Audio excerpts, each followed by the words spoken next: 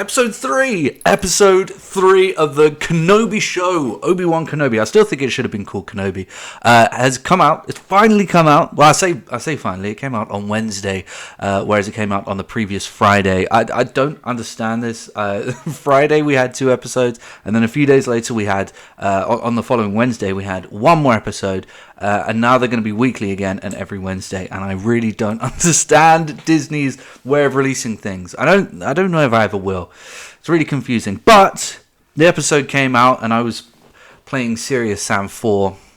That was a big mistake. But I finally got around to watching it, and let me tell you this, I absolutely loved it. I loved this episode. It was so good. Easily the best one yet.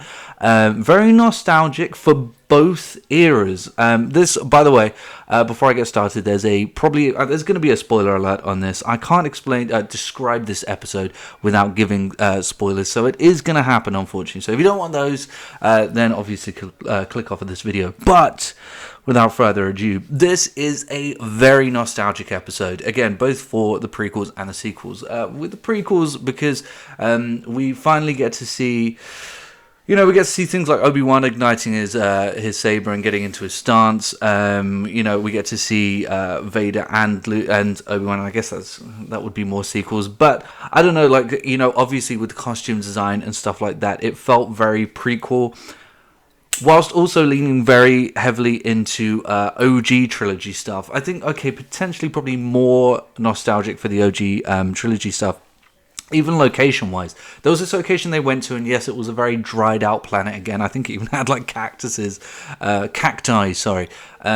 dotted around it. And I know that's another dried-out deserty planet, but it was slightly different, and there was some greenery, and it felt very, very old, like original trilogy planet, like very sort of 70s, 80s sci-fi sort of stuff. I almost got nostalgic for when I was like 8, and I would come downstairs and my parents were watching old Doctor Who episodes. Like, the location just felt like that, and the way that they got stopped by those stormtroopers felt like that too. Some good playful humor in this, not too much. It didn't, it wasn't like Marvel-esque.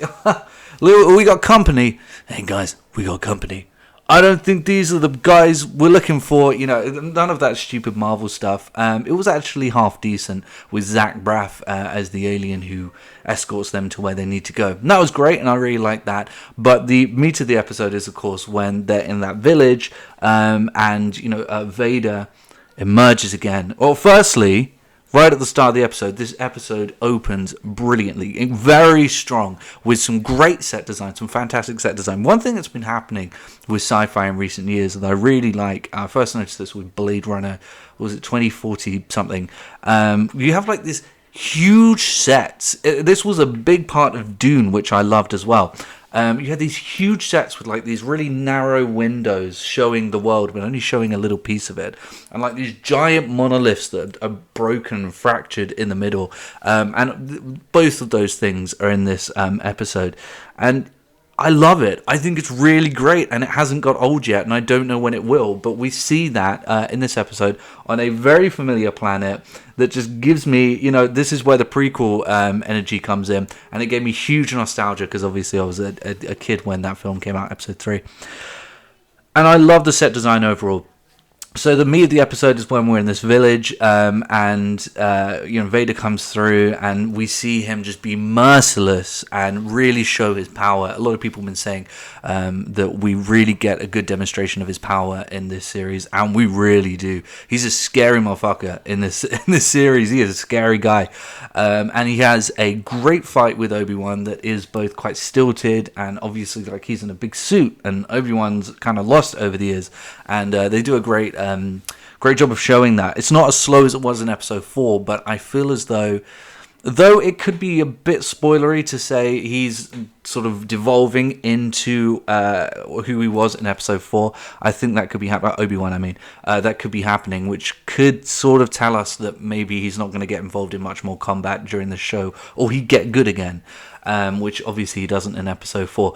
But it's still a great fight and ends really brilliantly. And there is a great, fantastic moment that I actually really don't want to spoil, but one that does harken back to episode 3 in a really, really great way. It feels vengeful, it feels spiteful, and hate-filled, and it's absolutely fantastic. Of course, we see more of the third sister here. I'm still not really digging the Inquisitors, but the third sister, I'm liking the path that she's heading on, and I knew I would. But there's a bit at the end of the episode that really is chilling. It's chilling with this character, which we haven't seen from a new character in a while. I haven't felt like chills from a new Star Wars character in a while, but it was absolutely brilliant, beautifully executed, and a good performance. Moses Ingram is really coming into her own with this role, and she's doing a fine job with it.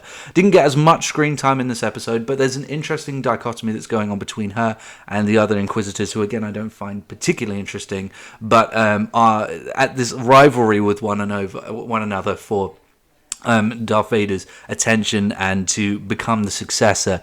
There's even a moment where she goes to sit in a chair and she's told she's not that person yet.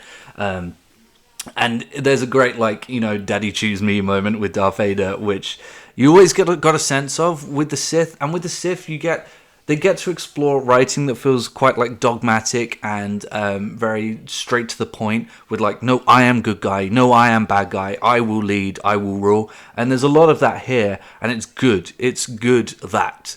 I'm really enjoying this series now. This episode was really fantastic, and the previous 2 episodes were great too. I'm really looking forward to what happens next, particularly with this incredible set design. The show's just been commissioned for a season 2, so if you're worried about, Obi not doing enough and being too washed up in this season, I'd both be concerned and a little bit hopeful, because on the one hand, they are renewing it for a season 2, so there's plenty more for him to do. On the other, he's not getting better, and I don't think he's going to get better, because he doesn't with episode 4. Unless he does get better and then worse again, which could definitely could happen. But I get the feeling that they're trying to lead into episode 4 with this show. So we'll see. But at the moment, very hopeful, and I am really enjoying it. It's a really great show. Anyway, I guess I'll see you later.